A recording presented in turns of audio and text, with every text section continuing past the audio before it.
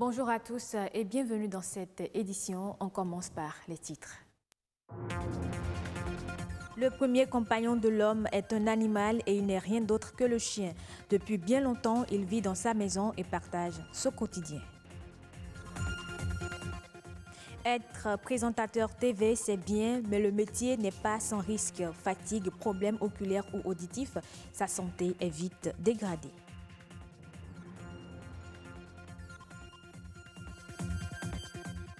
La mode change et les femmes avec. Elles ont abandonné le port de 2 pagnes au profit du pagne unique. Est-ce le bon choix? Que faut-il y comprendre? Réponse dans ce journal.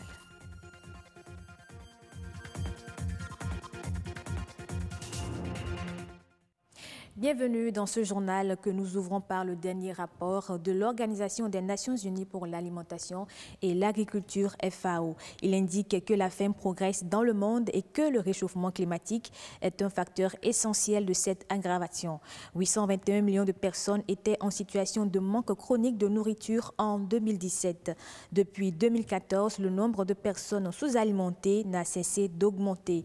Le même rapport indique que l'Afrique est la plus touchée. 30% de la population africaine est en insécurité alimentaire grave selon le rapport. Entre inondations répétées et sécheresses extrêmes, le changement climatique a déjà des répercussions sur l'agriculture et la sécurité alimentaire. Le chien est le premier animal domestiqué par l'homme il y a plus de 10 000 ans. Au fil des années, il a conquis sa maison. Il est même devenu l'un des animaux les plus aimés par celui-ci. Timo Banfon nous fait le point de l'évolution de la relation entre l'homme et cet animal. Suivons plutôt. C'est une histoire vieille de plus de 10 000 ans. L'histoire d'une vie commune entre l'homme et le chien. Cet animal est le premier à être domestiqué par l'homme. À l'origine, le chien est pour l'homme un compagnon de travail. Cette relation a évolué dans le temps. Il est aujourd'hui un compagnon tout court. Un compagnon avec qui l'homme partage tout. Il est aimé pour ses qualités. Son odorat très avancé est 10 à 100 fois plus développé que celui de l'homme. C'est pourquoi cet animal est souvent utilisé dans la recherche d'explosifs, de drogues et de personnes disparues. Son courage et son intelligence lui permettent d'alerter ou de protéger les humains face aux dangers. C'est d'ailleurs ces qualités qui lui valent l'appellation de meilleur ami de l'homme. Et pourtant, la relation homme-chien n'est pas toujours une idylle. Les chiens sont parfois abandonnés et maltraités.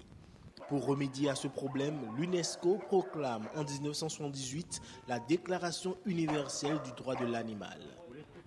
Son statut a donc considérablement évolué. Le chien reçoit des noms affectueux.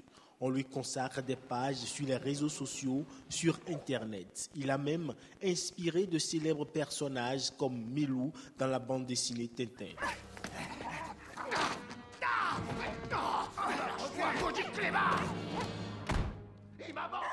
Mieux encore, d'autres sont de véritables stars. Laïka, premier animal à voyager dans l'espace. Rex, chien policier de série de télévision.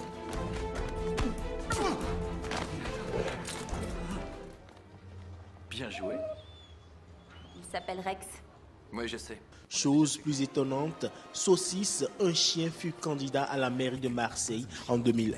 Vous ne croyez pas si bien dire la voix. Je fais la une des journaux, je côtoie des people et ce n'est pas de tout repos. C'est vrai que je n'ai pas une vie de chien. Difficile donc d'imaginer la suite de cette odyssée.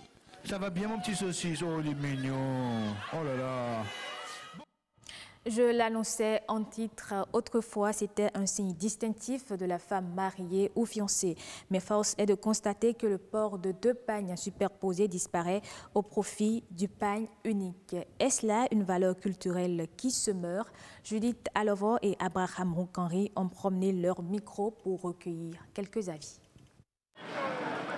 Elle reste et demeure encore dans les habitudes de certaines femmes au Bénin. Le port de 2 pagnes superposées, une pratique par le passé, porteuse de messages. Je me comporte tel que ma belle famille me l'a enseigné dès que j'ai rejoint mon mari.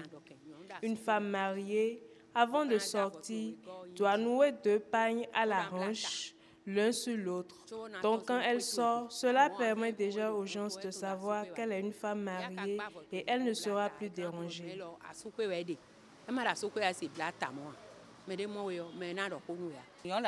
Une femme au foyer doit nouer 2 pagnes pour sortir, ce qui permet de la différencier d'une femme célibataire.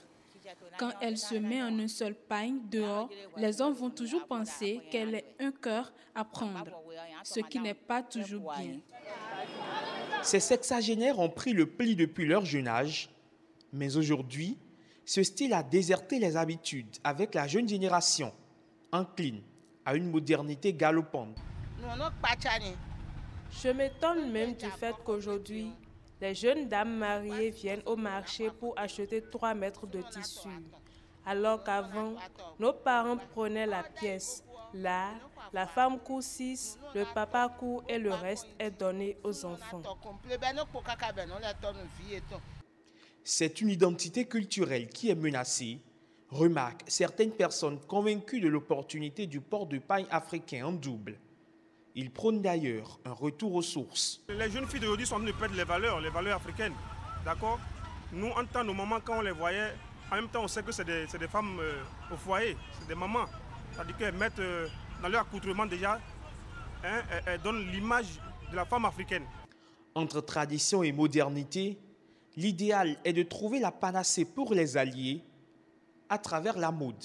C'est tout un patrimoine qui se vend et s'exporte. On ne va pas se fatiguer de sensibiliser, de toujours parler. Les mamans, les papas, c'est surtout à la maison qu'il faut enseigner les enfants, qu'il faut éduquer les enfants. Pas tout vient de la maison.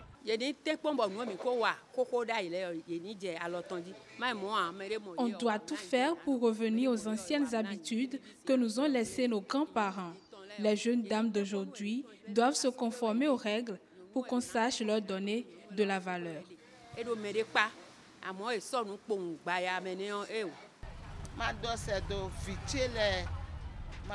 Je dirais à mes enfants, mes sœurs, mes mamans, que nous devions prendre soin de ce précieux cadeau que Dieu nous a donné. La femme est sacrée. Lorsque nous laissons tout en vrac comme ça, demain il sera difficile de se trouver un bon mari.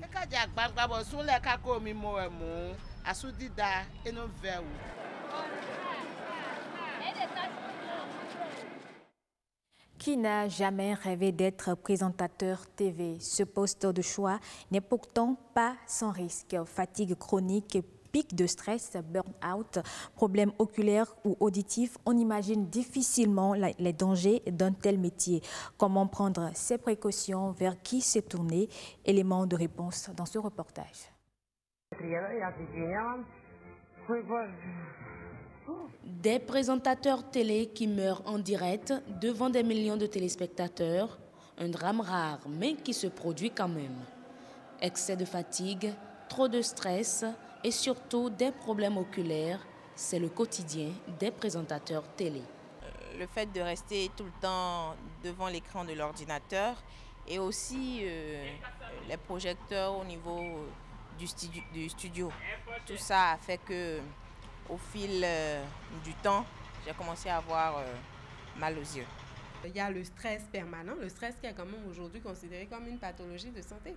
Après ça, il y a le burn-out qui est un problème de civilisation et presque tout le monde en souffre également.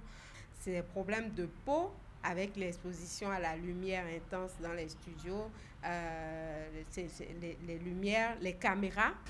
Je me rends compte de plus en plus que j'ai besoin d'un peu plus de volume que les hommes normaux pour pouvoir suivre le journal à la maison. Et là, je comprends que il va falloir aller faire un tour à l'ORL pour pouvoir voir ce qui se passe à l'intérieur. Ces constats ne sont que la face cachée de l'iceberg.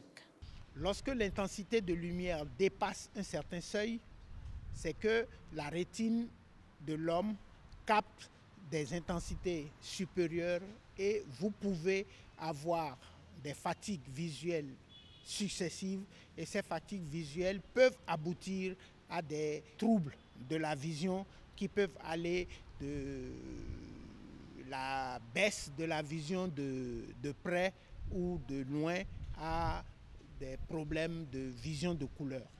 J'ai plein d'amis, plein de collègues qui, après 2 ans, 3 ans de présentation du journal à la télé, ont été obligés d'aller se faire opérer, certains en Europe, d'autres ici. D'autres ont été obligés de recourir au verre. Vous partez de chez vous, vous ne savez pas à quelle heure vous allez rentrer. Ça déjà, c'est un problème psychologique. À l'approche des grandes éditions du journal, le stress monte quasiment tout le temps à la rédaction. Et si je ne me trompe pas, je pense que c'est un facteur de l'hypertension ou de l'hypotension artérielle. Madame, monsieur, bonjour, bienvenue au 12h45, l'édition de la mi-journée. Qu'il exerce dans une chaîne de télé en herbe ou de renommée internationale, le cadre et les conditions de travail du présentateur sont dangereux pour sa santé. Les plateaux de télévision sont des lieux de travail spéciaux.